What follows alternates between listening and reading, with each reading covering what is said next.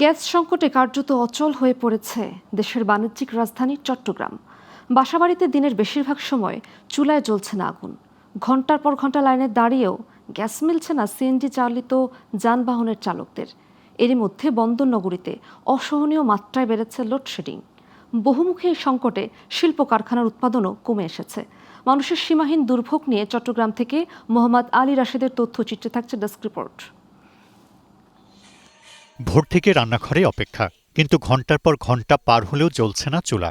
কখন গ্যাস আসবে তার কোনো নিশ্চয়তা নেই। তাই দুপুরের খাবার রান্না হচ্ছে বিকেলে, আবার অনেক পরিবারের চুলায় আগুন জ্বলছে গভীর রাতে। কেউ কেউ বাধ্য হয়ে প্রতিদিন হোটেলের খাবারের উপর নির্ভর করছেন। নিত্যদিনের এই অনিশ্চয়তা আর দুর্ভোগে অতিষ্ঠ বন্দরনগরী চট্টগ্রামের মানুষ।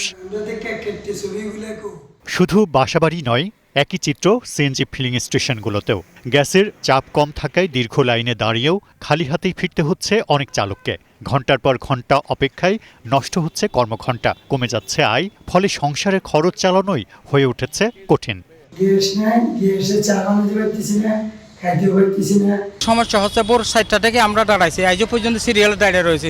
আমার সংসার চালাতে কষ্ট হয়, এরপর 2 ঘন্টা 4 ঘন্টা 5 ঘন্টা লাগে গ্যাসের সিরিয়াল দিতে। দাম বাড়াতে পারলে দাম বাড়ায় ফেলেন, আমাদেরকে কষ্ট দিয়ে লাভ নাই। সরকার কি করতেছে সেটা তো আমরা জানি না। এখন উনি যদি আমাদের জনগণকে যদি ভালোভাবে সুব্যবস্থা না করে তাহলে তো আমরা নিজেরাই কষ্ট পাবো সেটা।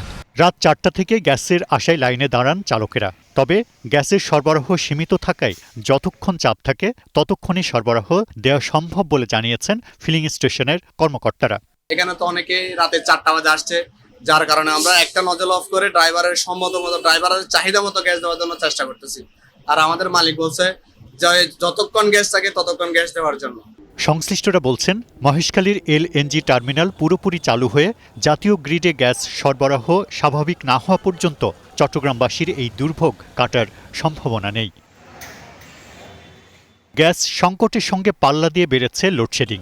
এতে জনজীবনের পাশাপাশি ব্যাহত হচ্ছে শিল্প ও বাণিজ্য। কবে স্বাভাবিক হবে পরিস্থিতি, সেই অপেক্ষায় চট্টগ্রামবাসী। Global television, news desk.